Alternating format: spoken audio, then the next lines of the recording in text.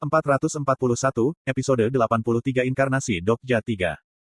Keahlian eksklusif, sudut pandang, Omniscient Readers, ketiga, saat ini aktif.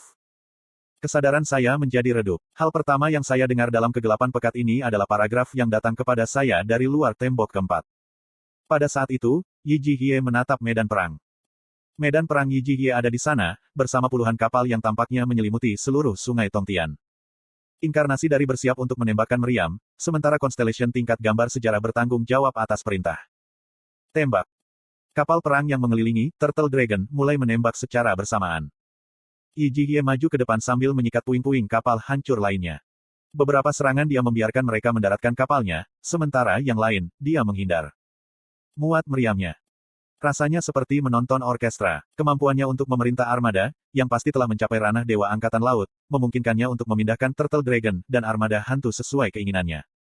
Api. Armada Angkatan Laut Laksamana Yi Jihye melepaskan tembakan. Armada hantu telah mengatur ulang formasi mereka sesuai dengan perintahnya dan mereka segera mengulangi taktik tabrak lari yang akurat, dan armada musuh merasakan kehancuran dalam sekejap mata. Bagaimana mungkin sesuatu yang luar biasa ini? Kemampuannya untuk mengatasi perbedaan jumlah yang luar biasa, inilah saat ketika nilai sebenarnya dari Laksamana Angkatan Laut, salah satu inkarnasi terkuat dalam cara bertahan hidup, mengumumkan dirinya kepada dunia. Konstelasi, Dewa Perang Maritim, bangga dengan inkarnasinya. Yi Jihye benar-benar melampaui sponsornya di paruh kedua dari kisah aslinya. Saya mungkin bisa melihat tontonan itu terbuka selama giliran regresi ini. Kami mengubah taktik kami. Mungkin mereka menyadari bahwa segalanya tidak berjalan dengan baik, karena armada tiba-tiba mulai menyerang ke arahnya. Kapal perang lapis baja memimpin. Tampaknya mereka telah memilih untuk mengajaknya berkelahi jarak dekat sejak mereka kalah dalam baku tembak jarak jauh. Sayangnya bagi mereka, ada sesuatu yang tidak mereka ketahui. Aku menciptakan teknik ini sehingga aku bisa memberikan yang bagus pada Dokja Jusi nanti, tapi ini. Masalahnya adalah, Laksamana Angkatan Laut Yi Jihye juga sangat berguna dalam pertempuran jarak dekat juga. Melihat postur tubuhnya yang berjongkok bersiap untuk menghunus pedangnya, aku bisa menebak apa yang sedang dipikirkannya di sini. Bunuh instan, Sun Sa. Saya bisa melihat bahwa dia telah menguasai salah satu keterampilan tempur anti-personil terbaik di Ways of Survival. Kuaoh. Ketika ledakan keras meledak dari sisi kapal, Yi Jihye memulai pertempuran jarak dekat. Dia memotong, lalu memotong lagi. Pisau iblis pedang memotong gelombang air dan menuai kepala komandan musuh. Dan berapa lama lagi dia terus memotong setelah itu? Di tengah-tengah medan perang Tongtian, sekarang diwarnai merah tua oleh dongeng yang menyebar, Yi Jihye berbaring telentang dengan kelelahan, setelah berurusan dengan semua musuhnya. Dia menatap langit yang mulai gelap dan bertanya dengan lembut seolah dia berbicara padaku. Jusi, Anda baik-baik saja, bukan? Saya ingin mengatakan kepadanya bahwa saya baik-baik saja, tetapi bibir saya tidak mau berpisah. Tingkat kemahiran Anda saat ini untuk sudut pandang pembaca Mahatau sangat tinggi. Sekarang mungkin untuk membagi POV. Pandangan karakter Jong Hui Won telah ditambahkan ke 3 person POV. Orang kedua yang saya lihat adalah Jong Hui Won. Mendapatkan, di luar, dari, saya, cara. Dia berada di tengah-tengah mengejar Fei Hu. Bila Yi Hyun Seong, saat dia memegangnya dengan erat, sedang sibuk menembakkan jilatan api milik Helfire. Di mana-mana dia lewat, abu menari di udara. Saya dapat sedikit banyak mengetahui apa yang terjadi di sini. Untuk berpikir bahwa Fei Hu menyerah pada pertarungan pertama. Mungkin inkarnasi terkuat di Korea adalah Jong Hui Won, setelah semua. Pandangan karakter Yang Hayong telah ditambahkan ke orang ketiga POV. Yang Hayong, masih mengenakan jenggot palsu, berlari di sungai, Han Myong-oh terjebak di bawah lengannya. Akhir tatapannya tertuju pada Yi Gil-yong, yang saat ini terlibat dalam pertempuran sengit melawan Dewa Bintang 9. Hei, nak, menyingkir. Lord of the Nine Stars adalah bagian dari pasukan elit. Yang Hayong bersiap untuk melepaskan kekuatan Breaking the Sky Force Pang pada mereka. Namun, Yi Gil-yong menggelengkan kepalanya dan berteriak kembali. Tolong jangan ikut campur, Hayong Hyung. Saya lebih dari cukup untuk ini. Dia melihat pusat jauh dari medan perang dan menggertakkan giginya. Aku tidak bisa kalah dari Shin Yuseng. Suara Yi Gil-yong, kegelapan yang tampaknya meluap darinya, diwarnai dengan nada yang tidak menyenangkan. Dan pada saat berikutnya, badai berwarna kuning meledak dari seluruh tubuh bocah itu. Tidak, tunggu sebentar, mungkinkah? Sebelum saya bisa sampai pada kesimpulan apapun, adegan itu berubah. Sudut pandang karakter Yu Jung Hyuk telah ditambahkan ke 3 person POV. Selanjutnya adalah Yu Jung Hyuk, saat ini berhadapan dengan 28 rasi rumah mewah sendiri. Tidak peduli seberapa kuatnya dia, pada akhirnya, dia masih merupakan inkarnasi dari nebula kecil yang lemah. Kamu pikir seorang bajingan sepertimu bisa berurusan dengan bintang yang sebenarnya? Meskipun mereka bertindak keras, tangan Yu Jung Hyok saat ini memegang beberapa kepala terputus milik bintang mati. Mantelnya telah berubah menjadi kain compang camping dari serangan bersama dari 28 Mansions, dan ada luka yang terlihat di lengannya, tetapi di samping itu, dia benar-benar baik-baik saja. Jika Anda berbicara tentang rasi bintang, maka saya sudah mengurangi banyak jenis Anda. Darah menetes ke dahinya, rambutnya ternoda oleh dongeng konstelasi menari-nari, dan seperti semacam monster jahat, Yu Jung Hyok mengangkat kepalanya. Dan itulah sebabnya kalian semua akan jatuh hari ini. Dan layar berubah untuk yang terakhir kalinya. Ah Jusi. Itu adalah inkarnasi saya sendiri. Tolong dengarkan suaraku. Sosoknya gemetar seolah sedang menangis.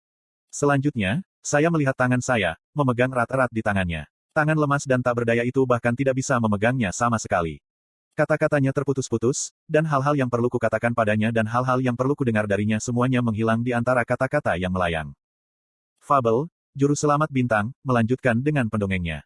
Saya ingin pindah. Saya ingin menghapus air matanya. Saya ingin berlutut dan memeluknya, sebelum mengatakan kepadanya, keinginannya adalah juga milikku. Cucut. Kenangan hancur. Surat-surat melayang di sekitar lingkungan. Aku merasakan diriku berserakan di dalam kegelapan ini. Saya mendengar suara memanggil saya dari luar jurang yang kosong. Saya melihat sesuatu yang menyerupai Great Hall, yang mencambuk dengan keras di kejauhan. Perlahan, sangat lambat, jiwaku tersedot ke sana. Tim itu ke Epyo Ur Omise. Aku takut. Jika aku melupakan semua ini, emosi ini, kemana mereka akan pergi, lalu, dan dari mana dan seberapa jauh tembok keempat akan mengingat kisah saya. Tiba-tiba Bihu muncul dan meraih jiwaku tersedot keluar. Dia melakukan segalanya dengan kekuatannya untuk menarik kembali gumpalan jiwa itu. Aku hanya bisa menatapnya yang bingung, kebingungan. Saya juga tidak ingin pergi ke sana. Komitu teh sisi Taeger Ea Tepel Otter. Itu, kalau saja aku bisa. Apakah kamu benar-benar berencana untuk pergi ke sana? Seiring dengan suara, cucu-cucu, aliran atmosfer di sekitarnya berubah. Surat-surat berhenti berhamburan pergi, dan kekuatan isap menarik jiwaku menghilang. Seseorang menggunakan statusnya sendiri untuk secara paksa menekan pemadaman saya. Tuan Matahari ini bertanya padamu. Aku menoleh ke belakang, dan menemukan konstelasi yang agak akrab berdiri di sana. Rambut pirangnya yang pirang platinum menari-nari dengan lembut di udara, dan ikat kepalanya memancarkan cahaya lembut. Petik 2. Sage besar. Memang, itu adalah Great Sage Heavens Equal, senyum nakal terukir di bibirnya. Namun, dia tidak sendirian kali ini. Mereka terlalu Masun Wukongs di sini. Oh, jadi itu adalah fragmen tembok final yang aku dengar. Bajingan yang berisik. Dunia visualisasi yang menarik ini. Salah satunya adalah seekor monyet yang tampan yang mengenakan kostum koboi, sementara monyet lainnya memiliki ekspresi lesu di wajahnya, tangannya terselip di bawah tali belang harimau dan sibuk menggaruk sesuatu. Saya segera mengenali siapa mereka. Petik 2. Apakah kamu Bimawen dan Mei Wang? Sebelum ada jawaban datang padaku, suara-suara bergema keluar dari udara di atas. Kiem Monek AS. Reyo Upel An yang ke dalam Teraf Rewi Teus. Tutup mulut. Kami sedang sibuk berbicara di sini. Mei Wang menjadi kesal dan melepaskan kekuatannya, menyebabkan riak dari Dewa Luar langsung menghilang. Itu benar-benar status gobsmacking. Raja Iblis Keselamatan, kami datang ke sini untuk menanyakan sesuatu tentangmu.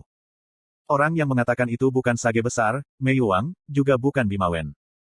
Seseorang yang belum pernah saya lihat sebelumnya ada di sana. Dia memiliki wajah yang eksotis, wajah yang dipenuhi aura misterius ini mencegah siapapun mengidentifikasi jenis kelaminnya. Rambut hitam pendek dan rapi, dan jubah Buddhis yang elegan di tubuhnya. Dan dilihat dari fakta bahwa ia juga membawa Rui Jingubang, ia juga pasti Sun Wukong. Anehnya, aku tidak bisa melihat ikat kepala yang menyempit di kepalanya. Untuk pengetahuan Kim Dokja, hanya ada satu, Sun Wukong, seperti itu di dunia. Douzan Shengfo, Buddha berjuang kemenangan. Cucut. Percikan api tipis meledak di udara seolah bereaksi terhadap apa yang saya katakan. Douzan Shengfo bertanya padaku dengan wajah tanpa ekspresi. Aku sudah menonton ceritamu sejak awal. Petik 2. Maafkan aku untuk itu. Itu adalah fabel dengan makna. Bahkan dari semua berkali-kali ketika, perjalanan ke barat, terulang kembali, tidak pernah ada fabel yang memfokuskan diri pada rasa sakit orang-orang Yogya yang sekarat. Mei Wang, mendengarkan dia berbicara di samping bergumam, ini dia si idiot pencinta khotbah. Sepenuhnya mengabaikannya, Douzan Shengfo melanjutkan. Namun, rasa sakit mereka adalah takdir mereka yang ditentukan sebelumnya. Lagi pula, tidak semua orang bisa menjadi protagonis. Kenapa menurutmu begitu? Kamu berbicara seolah-olah semua orang yogi adalah korban, tetapi tidak semua dari mereka secara keliru dimasukkan ke dalam posisi mereka. Beberapa di antara mereka tidak pernah bekerja keras sekali dalam hidup mereka, sementara beberapa membawa niat jahat dan memilih untuk menyakiti orang lain. Oleh karena itu, sangat jelas bahwa mereka tidak akan pernah menjadi karakter utama. Kamu benar. Namun, seperti yang Anda katakan, beberapa dari mereka tidak bersalah atas apapun. Tidak, buat itu cukup banyak. Petik 2. Dan itulah mengapa dongeng yang tak terhitung jumlahnya ada di dunia ini. Dongeng besar bukan satu-satunya dongeng yang baik. Mereka yang tidak lebih dari makhluk kecil dan tidak penting di dalam fabel besar masih bisa menjadi karakter utama dari fabel yang berbeda. Dia benar. Memang benar seperti itu. Namun, petik 2 titik. Itu hanya berlaku ketika mereka diizinkan untuk berpartisipasi dalam fabel. Ada beberapa makhluk di dunia ini yang dikecualikan dari memasuki fabel itu. Makhluk yang hanya dihabiskan sebagai pengeluaran dalam berbagai fabel sementara bahkan tidak menerima 1% saham. Ahahaha. Kam. Fabel harus diizinkan bahkan untuk mereka yang gagal. Orang-orang yang telah melupakan diri mereka sendiri bahkan tidak diizinkan untuk menikmati peluang skenario. Menyumbat mereka, dan memastikan bahwa kata-kata mereka akan menjadi tidak bisa dipahami orang lain. Kurung siku buka. Apakah itu yang benar-benar Anda yakini? Douzhan Shengfo bertanya, matanya yang tak terbaca masih menatapku. Tidak, lebih tepatnya, dia melihat kekuatan keos yang keluar dari tubuhku. Dan kamu ingin mengorbankan seluruh dirimu dan menjadi dewa luar. Petik 2 titik. Itu benar. The Great Sage menguap dengan wajah bosan selama jawabanku dan begitu dia selesai, ucapkan pendapatnya. Apakah Anda selesai dengan konfirmasi Anda? Sudah kubilang, bukan. Orang ini benar-benar seperti itu. Kurung siku buka titik. Memang. Serius, Bung. Meyakinkan Budanim tersayang adalah hal tersulit yang pernah ada. Saya tidak tahu apa yang orang-orang ini bicarakan. 4 Sun Wukong melirikku sambil menyalak di antara mereka. Oke, jadi, siapa yang akan melakukannya? Aku akan melakukannya. Bagaimanapun, saya telah kehilangan sebagian besar ingatan saya setelah saya dianugerahi kebudaan. Kurung siku buka. Yah, kurasa kamu menjadi biksu palsu bisa membantu dalam situasi seperti ini. Tepat di saat berikutnya, cahaya terang naik di sekitarku, menyebabkan ingatanku yang berserakan kembali. Dan ketika percikan probabilitas meledak, tubuh saya juga bercahaya cerah, seolah-olah saya disetrum. Seseorang berurusan dengan hukuman, transformasi dewa luar, sebagai gantinya. Titik. Wah. Raja Iblis Keselamatan, Anda salah tentang satu hal. Kata Douzhan Shengfo, saat dia melepaskan kekuatan kekacauan. Menjadi, Yogo, tidak akan membantu Anda memahami mereka. Anda sama sekali tidak memiliki kualifikasi untuk mewakili mereka.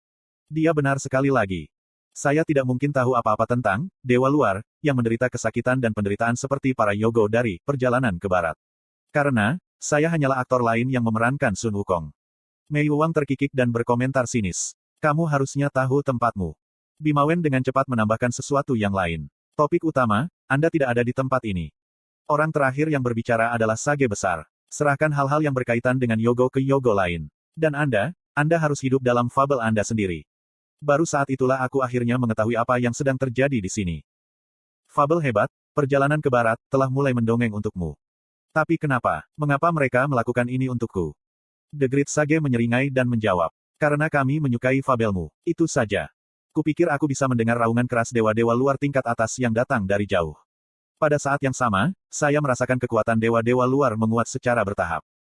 Hei Sheis. Sours.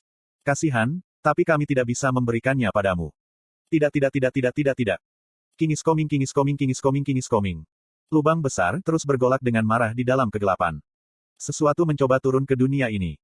Itu adalah raja dari semua dewa luar ini. Constellation, Secretive Plotter, sedang menatap Prisoner of the Golden Headband. Pesan itu mengeluarkan senyum cerah di wajah Sage Besar. Benar, kadang-kadang aku ingin menemuimu, bukan? 4 Sun Wukong berdiri di sekitarku. Jadi, siapa yang akan menjadi yang utama kali ini? Tentu saja, ini aku, Sage Besar. Dan dengan demikian Sun Wukong yang bodoh lahir. Hei kau, jangan jungkir balik seperti itu. Anda pikir ini adalah fantasi fusi. Pada saat berikutnya, Sun Wukong di sekitarku menggenggam tangan masing-masing. Oh, kami akan menerima Raja Iblis Keselamatan sebagai diri kelima kami. Fin.